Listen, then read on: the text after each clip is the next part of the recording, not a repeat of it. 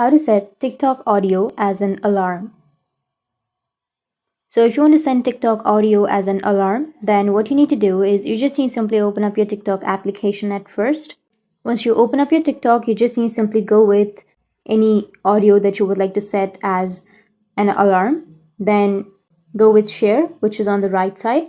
And here you will have an option to save the video. So you just need to simply save the video to your gallery or to your device. Once you've saved the video, now what you need to do is you just need to simply go back and you need to convert that MP4 video to an MP3. You will have the video, right? We don't want the video as an alarm. We want the audio. So what you need to do is just simply go with your Google, Safari, browser, anything that you're comfortable with, and then just simply search for MP4 to MP3 converter, and then you can convert your MP4 video to an MP3 audio.